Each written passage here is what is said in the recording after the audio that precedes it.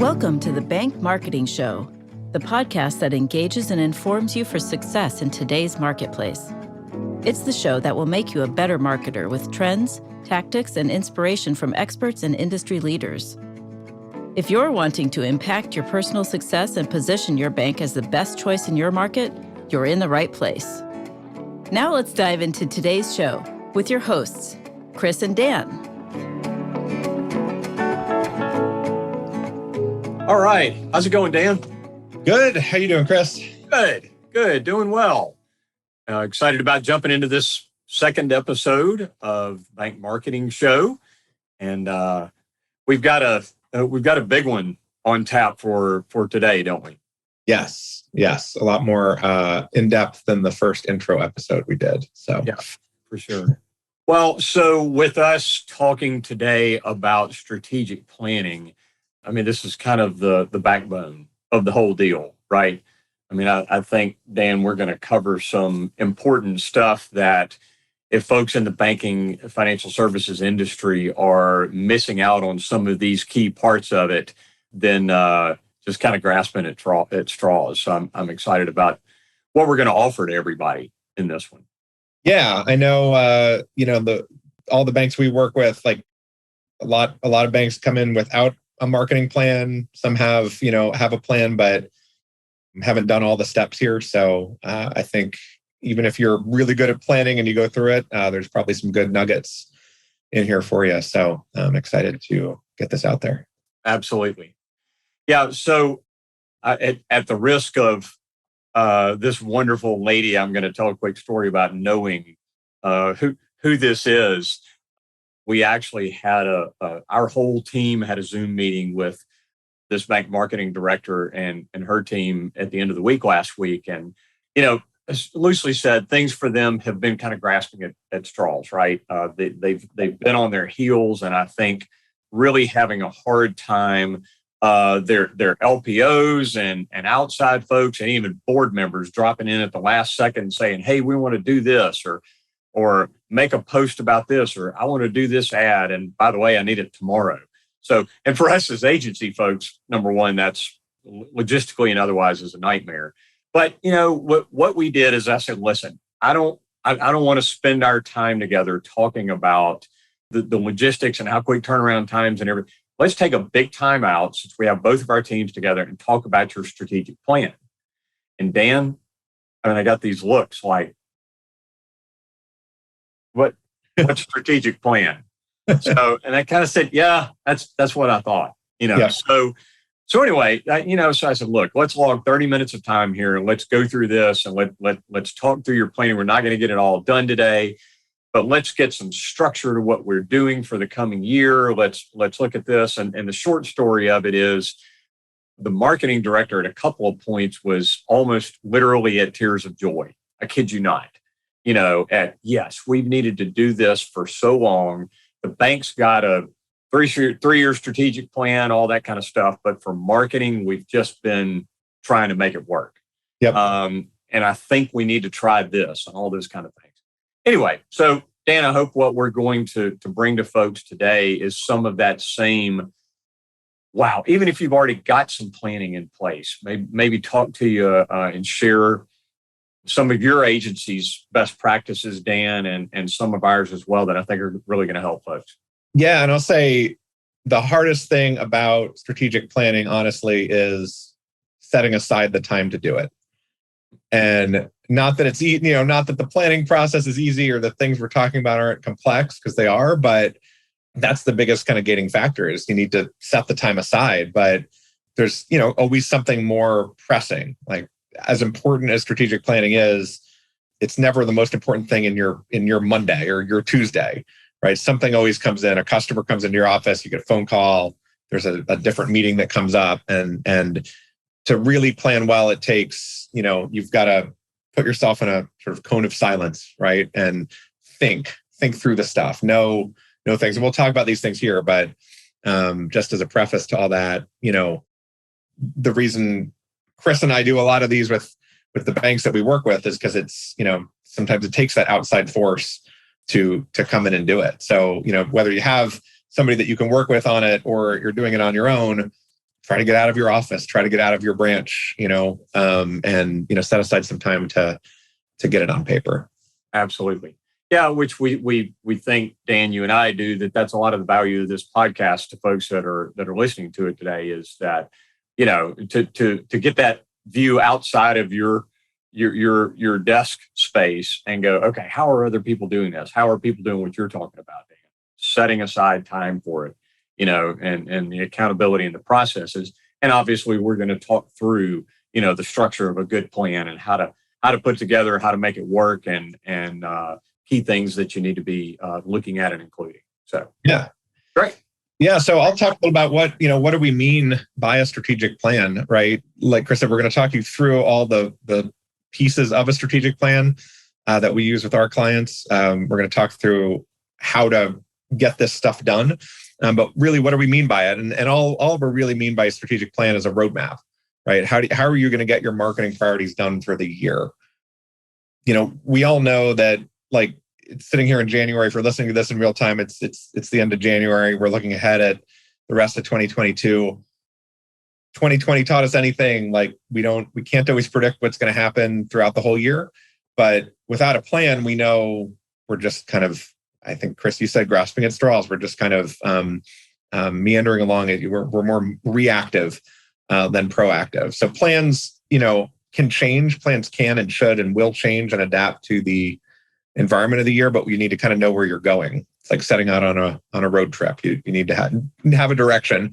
You may run into construction or something along the way, but you need to have that direction. The other part of it, the strategic marketing plan is different than the bank's strategic plan, but they should be related. In fact, we're going to talk about starting with the bank's business plan and talk about how the marketing goals you set roll up to that. I get asked a lot when we start working with a bank, hey, how do we get on Google? How do we start an Instagram feed? Questions like that.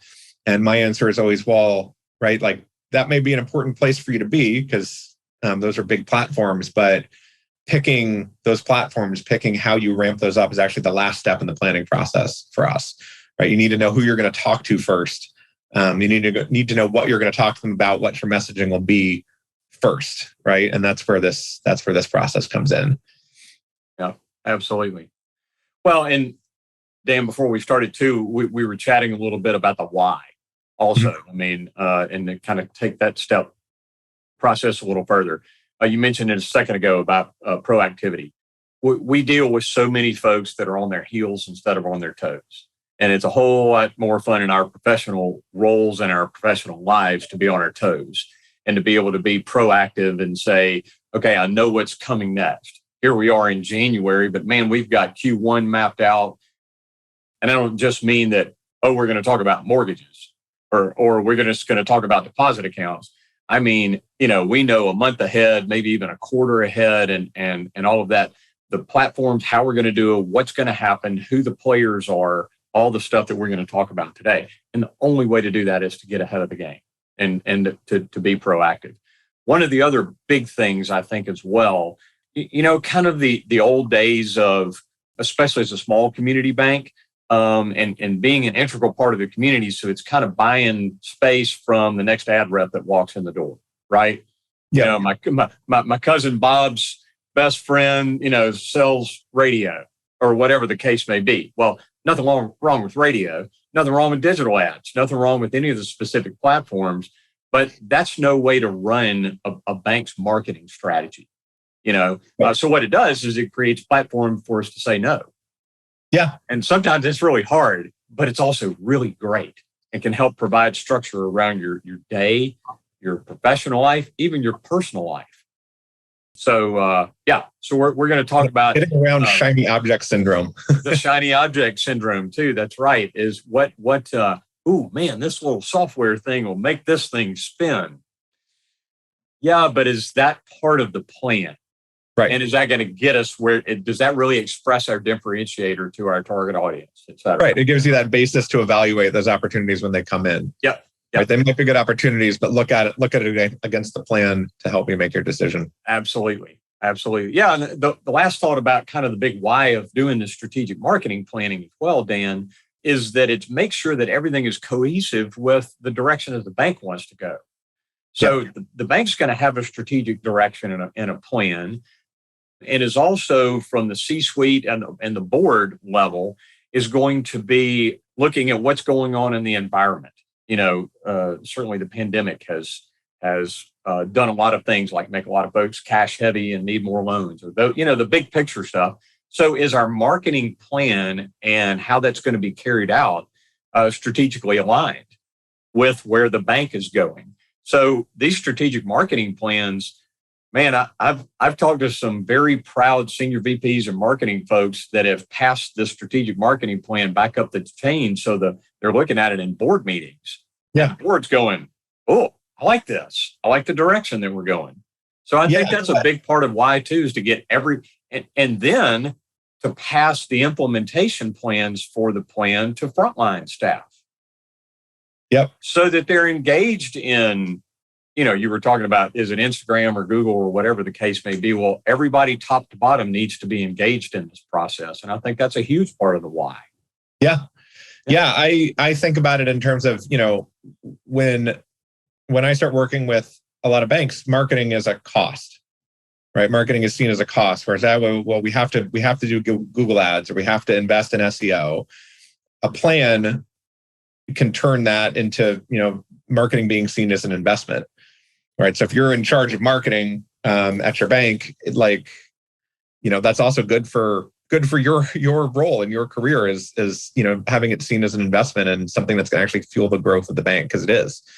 So, if you can have a plan laid out that maps to the bank's overall goals and your executive team's goals, you can say, hey, look, it's not just spending money on Google. We need the money, for these ads in order to help you reach these goals. There you go. Think about it in those kinds of terms too. It's not just, the tactical, where are we spending the budget that we have? It's how is that budget going to help the bank meet its overall goals? That's right. All right, Dan, so we're going to make a jump here. We know from what we've said the last few minutes that everybody that's listening to this podcast is going, okay, I'm in. Now what do I do? What are right? So everybody that's listening, we're going to kind of take you through some of this and talk about the components, of a plan. All right. So we're going to hit audience, messaging, budget, tactics, platforms, technologies. So bear with us through this. I think there's going to be some really valuable meat on the bone here for some of this and some of the kind of shared best practices approaches we're going to take as we go through this. And how do you start and kind of go from there? So Dan, you want to jump in? Yeah. So last sentence or two on kind of what do you need before starting, right? We've kind of talked about all these components, but the biggest thing is have your bank's goals in mind, right? Know the bank's overall priorities and goals, right? Some banks have this written out in a document that you can grab. Maybe it's a meeting with your president or your executive team, but just understand, where does the bank want to be at the end of this year, in 3 years and 5 years, right? How, start thinking through that and how marketing can help achieve some of those goals. Some of the goals are going to be like, return on assets and very specific metrics, but, through most of them, there's a way to map it back to marketing. Also know your previous performance. If you've been running ads already, know your conversion rates, know how many accounts were opened as a result of those ads, know the loan volume or the number of loan applications you got as a result of the activities that you did. If you have it, some banks do and some banks don't. But that can help kind of set the context for getting started. So absolutely. Dan, another piece, along with that, also that we want folks to have on their desks, so to speak, or in our planning sheet as well, is their whole SWOT analysis. What is this? Getting really specifics into what are the opportunities, what is the competition, our weakness, our image issues, those types of things. So I couldn't agree with you more. I think you've got to have all of that coupled with the goals and the other things that you're talking about. And so that's the deck of cards, right? And then let's start making sense of this.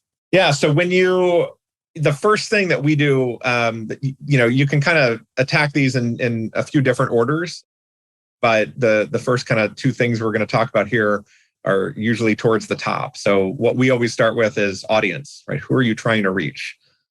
use an example, real life example. Most banks we work with are trying to reach millennials more, right? This may differ by product. Maybe you're trying to get your CD renewals, those types of things ongoing. But for most banks right now, big strategic goal is to attract more, millennials, Gen Z, younger people.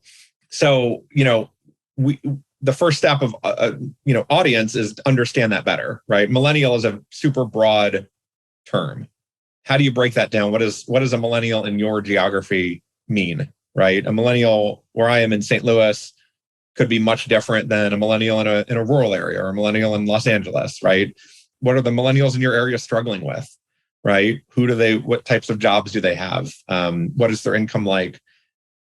How does their income compare to, the cost of a home, the cost of living in your area, right? So saving up for being a first-time home buyer may be harder for people in your area if the cost of living is high. It may be easier for others if it isn't.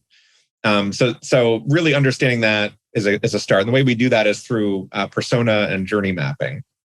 So, and we can link out in the show notes here to example personas and journey maps that we use with our clients. But the basic idea is to get beyond, okay, millennials buy homes, or millennials, need to start savings accounts or get an IRA, down to like, what are their life challenges? What are their life fears, right? They'll be financial related, and eventually we'll have to map back to the bank's products and how we can help them.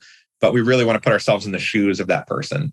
So we wouldn't send the same offer and the same, product to a millennial first-time home buyer that we would to like a mid-sized business owner. So we want to set out like, who are the core personas that we really want to reach through a bank. And most banks we work with end up with around 5, right? It's not going to cover 100% of your customers, but we want to really cover the customers you really want to reach for your growth goals. So maybe you're fine, this is where your bank strategic plan comes in, right? Look at those customer groups that the bank wants to reach or new geographies they want to move into, and really try to put yourself in their shoes. One of the things that we encourage our clients to do, Dan, as they're discussing audiences, is almost to set aside the thinking of, oh, wait, we can't say we're going to target that audience because we don't know yet how we're going to reach them, or whatever the case may be. Well, no, use the business sense and the goals that you were talking about bringing to the table for this planning. Use the goals to say, okay, well, we want to reach first-time home buyers, or we want to reach retirees, or we want to reach, whatever the case may be, small business owners, and talk about those exclusively and independently as audiences, if those are in fact your target audiences. And you know that they are, because those are relationship, therefore revenue opportunities for your bank, right? Yep. So it's kind of set aside that thinking of, oh, well, we've never had much luck with, blank audience. We want to grow it. But yeah, for this planning, put it out there anyway as an intentional part of it. We're going to get a little further in this process. And we're going to figure out the how and why we're going to reach them. Yeah. Yeah. Like we said, we get to message kind of at the end of this process, right? We want to know who we're going after first, what products fit, will mesh with the challenges they have in life, how we're going to get at them, reach them with those product messages, but then the actual messages and the actual differentiation come towards the end. Yeah, absolutely. Which is a good segue from audience to products. You mentioned that a second ago. So there are key questions to go through and ask as we talk about what your products are. Obviously, that's probably first going to be based on need, right? Your overall need and revenue need for the bank. Like I used the example a little while ago, is kind of the further we got into the pandemic, we had more and more customers saying, hey, we're cash heavy.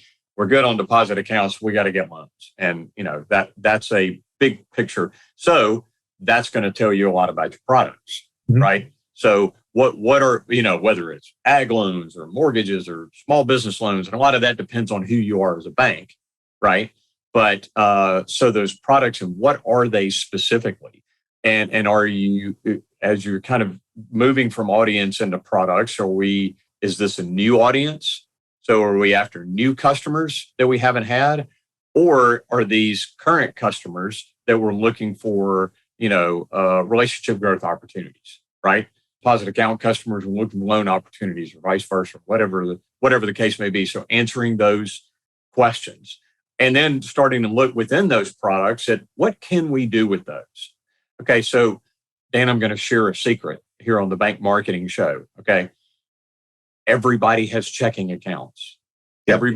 Everybody has, savings accounts and small business and CDs and all that kind of stuff. So that's not what we're talking about. But what we're talking about, again, we're going to get into differentiators here in a little while, but talking about within your product set, what do your products have to offer? The one way of thinking is being rate competitive. And certainly you need to be. So it's not just that, but it's not just that, right? So many of our product offerings these days are geared towards certain audiences, and they're better fitting for, again, younger folks or retiring folks or whatever the case may be. So having those spec'd out and then looking at what we were talking about a bit ago, mapping them to the personas. So yeah, the audiences, the products, and what those focuses need to be. Are your products in the shape that they need to be offered to these key audiences? Do you have the different account types that are going to fit? Whatever the case may be, and knowing specifically what those product and service offerings are. And to your earlier point about everyone's got a checking account, I have this conversation a lot of you got to make a differentiator between what the bank is really excited about and what your customers get really excited about, right? I see a lot. There's a lot of bank ads out there about, hey, now you can open an account online. Well, lots of other banks have been able to do that for years. So it's great that you have it, but it's a thing that it's kind of table stakes, right? So as you're thinking about the products that you're going to kind of offer, think about those personas, right? Like with a millennial, you're not, you're competing against lots of other banks that have had that feature for a long time. So you want to make sure people are aware of it, but it's not enough to, get somebody to hop over to you. Absolutely. Yeah. So we covered audience a little bit, products, which naturally kind of rolls right into budget, right? Mm-hmm. And looking at your overall spend, obviously it's easiest for us to go back a year, 2 years, and look at our overall marketing budget. Dan, you mentioned something I think that is so important, and we do this as an agency in conversation with clients. It is the trying to get a bit of a brain shift with marketing just being an expense. Or marketing just being a necessary expense. Well, we have to run those ads, right? Or we have to, whatever the case may be, as opposed to it being the fuel for the growth of your bank. Yeah. And those are drastically different things. Dan, I realize that we're marketers, but I was in a couple of different industries for about a decade each before getting into the marketing agency world. And in those, the commonalities, I think, through so many businesses are, if you view marketing as an opportunity spend and you gear your budget that way, then that's a key element of it rather than a necessary expense. So that's one. Another one, too, is to accentuate who you are. And this starts to get into differentiators a little bit when we're talking about budget, because things such as community sponsorships. Okay. So as a community banker, maybe your approach with maybe your budget's smaller, but how you utilize parts of it for sponsorships and school, events and those types of things is so key to what it is that you're trying to accomplish with your marketing, right? Yep. And then, what portions of it are carved out also for digital ad spend, for traditional, what contracts do you have in place, if any, for current media placement, those types of things. So starting to segment that budget, looking at where you have big holes in it, big needs, and what those things are supposed to do is really key and fundamental as we start to plug it into the various platforms in this plan. Yeah, absolutely. Back to the everybody has a checking account. Like the point I always make on the budget is everybody's got a checking account. Advertising your checking account is not the differentiator, right? The differentiator is your brand, is how you talk about your products, is your messaging.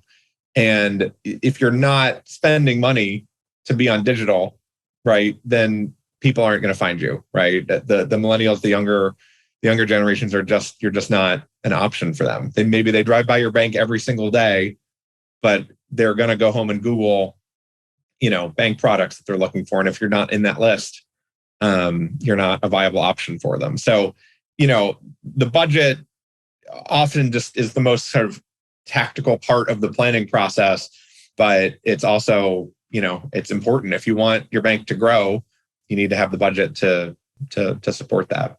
Yeah, what we see happening out there is the ones that are the braver they are with the budget, the more that they grow. Yeah, It's not that complicated if wisely done. Not to throw good money after whims, but you don't have wisely to done.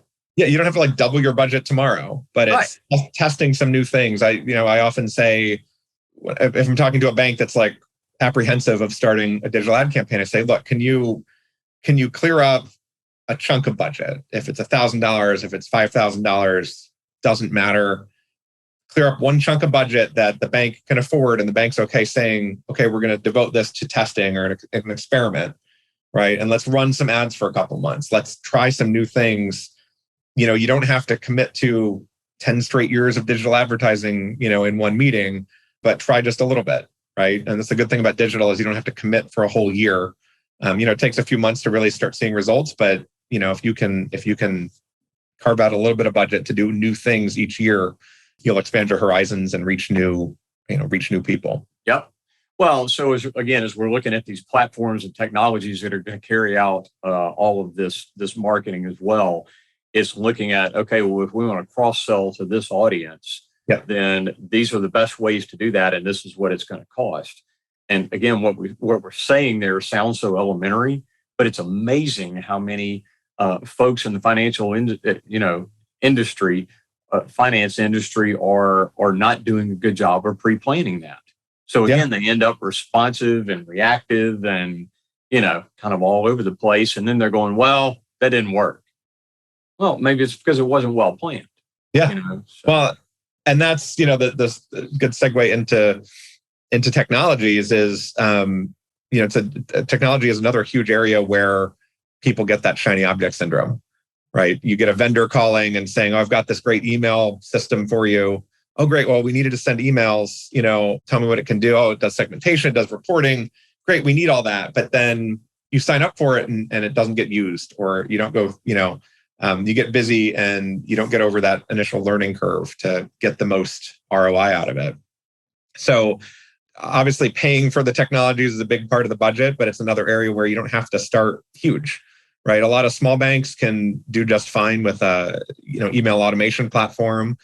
As you get, there's tons of free analytics tools, those types of things. So, there's lots of ways to get started, but, similar to the strategic plan being a roadmap for your marketing, part of that strategic plan needs to be, what technology do we need to reach our persona groups? What is that customer journey, right? We know we want to reach millennials. Maybe it's, specific, we want to reach millennial home buyers, right? Well, how do we do that, right? We need an ad that will show them, it'll drive them to a landing page that talks about why, getting a mortgage at our bank is better than other banks.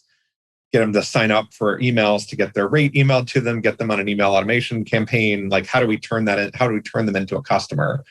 So if you think through those persona groups and the products you're offering and what that journey is, right, then we'll kind of back into what technologies we need. So I think most banks need an email automation tool, right? That can be something as simple as Constant Contact or MailChimp, or something as, complicated as a Salesforce, or there's a tool called Active Campaign where you can do very complex automated flows, and then that tool can be used for cross-selling. It can be used for, building up a community newsletter list, those types of things.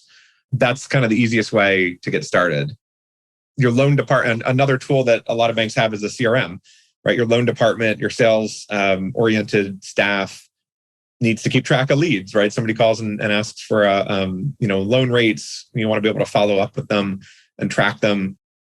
If a form gets submitted from an ad on your website, you want to be able to track them and have somebody follow up with them. So CRM is another pretty common one that's used a lot. Another layer is analytics tools. So Google Analytics is something that most banks have installed on their site, but the problem with Google Analytics is it's also got a high learning curve. So trying to jump into the tool, to the analytics interface, and like figure out what's going on your website is tough, because there's a whole other set of terminology, right? If you're not a kind of native web person, it can be pretty hard to figure out what's going on. So going from that to building a easily readable dashboard can be a goal, right? How do you make the data that's coming out of Google Analytics readable to your exec team, so they understand, hey, when we turned on this ad campaign, our web traffic went up 15, 20%, right? Maybe we didn't get a bunch of leads, but it takes months for people to make a bank switch decision. So let's track, these leading indicators of brand awareness. Of if our web traffic is going up, more people are aware of us. If our search volume, if more people are in Google searching for our bank's name, our ads are starting to do something. More people are wondering about us and starting to see us as an option. And that can be a leading indicator that more accounts, more things are to come in a few months. So those are just some areas of technology to start with. It obviously gets way more complex than that. If you're a bigger bank that's got, tens of thousands of customers, you want to start looking at, personalization tools. You want to start looking at ways to get your customer data online so that you follow even your current customers around with a mortgage offer, or, and you can get as precise as, let's target all of our deposit only customers with a loan offer. Let's go to the next level of like next best offer analytics, right? And figure out, how do we segment our customer base into, who are the most likely people to apply for a mortgage or a refi, right? Make a list of customers whose mortgages are maturing in the next, year, and send them some sort of, home equity offer. I'm, making some of the stuff up off the top of my head, but there's lots of ways to slice and dice that data if it's big enough, but you need the tools to do that. I could see us going in a future podcast episode deep into some of those areas, but for the purpose of planning, know that as your bank gets bigger, obviously the need for technology gets a lot more sophisticated as well. Yeah, absolutely. Well, great. Well, and the last kind of, I think, big piece we were going to put out today, Dan, talking about the strategic marketing planning too, are the themes and the messages. Okay. And the messaging, and this gets into the creative and all kinds of things. So I'll tell a quick fun story. I was doing this was just barely pre-pandemic. I was doing a State Banking Association workshop over on the East Coast, and walked in, and the first piece of the deck that I gave to everybody had a caricature of a superhero with a cape on there, and gave them colored pencils, and actually told them, draw your bank's superpower. What is it? So it is that guy or gal superhero riding on a tractor because it's ag loans, or whatever the case may be, right? And through that process, we dove deep into what their superpower is, because as we've already said, we all loan green money, and we all have checking accounts. We all have, similar at surface value, same products and service offerings, right? So because you specialize in small business as a commerce bank, or because you're in rural areas and you're strong in ag loans, or because, you focus on whatever, barbershops, whatever the case may be, but those are things, or the depth to which you're truly involved in your community, to the point that you have a huge market share in some of your core market areas, and you're so much a part of the community that, things in the community are named after the bank kind of stuff, that entrenched. So those are all descriptions and examples of different kinds of superpowers, right? To me, that we as marketers, Dan, you and I have worked with so many different banks over time. We know that just being a 0.01% better on a rate is not the big differentiator that sets you aside and why tons of people move, to your bank from another one, right? That's going to attract price shoppers. Yeah. If you need the deposits, it's great.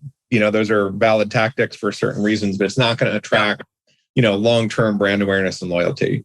Absolutely. And then so in this messaging we put together, is it catchy and witty, or is it, what are these things that it is, so that it's committed to memory and it's on brand, both with the bank and on brand with the campaign?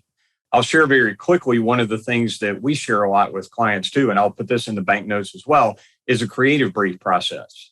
It's not extremely difficult, but a lot of that is some of this planning stuff, but it's developing what is this messaging, for this campaign.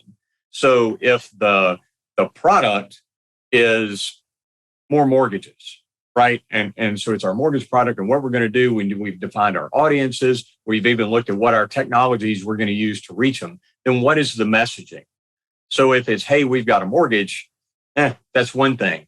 But if it's the emotional catch of what it really means to first-time home buyers, and through our imagery, season over season, and every time this ad is going on different platforms, this campaign, that same messaging and that same emotional tag is being utilized. That's where the themes and the messages are really getting some traction. Yeah, and that can often be lifted right from a persona exercise, right? What are their you could look at it from the positive or the negative, right? The positive of the dream and the what does it feel like to go into your first home for the first time, versus like the alternative of like, what if I can't afford a home, right? And you can position the bank in a number of different ways there of like, well, we can help you, right? We're a small enough community bank that we're going to help our customers, learn how to save, learn how to improve their credit to buy that home. And, then you're seen as you have messaging and a theme that's you're seen as a partner, or you're seen as like the conduit to that goal. And that's where that, the personas and the messaging kind of come together there.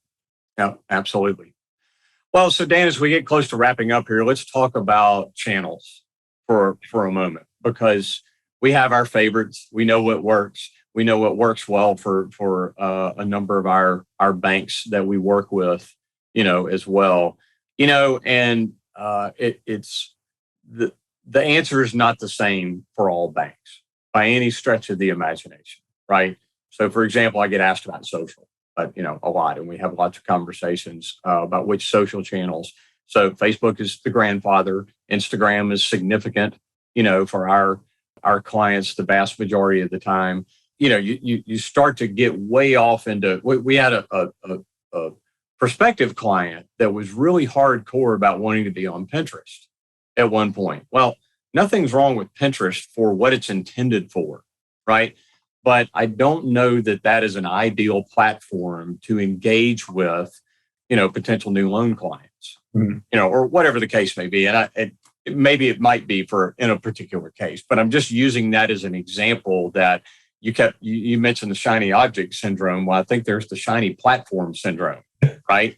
And some of the new social channels and all this kind of stuff. And I've seen marketing folks that are spending time on Snapchat, and I'm going, who's following you?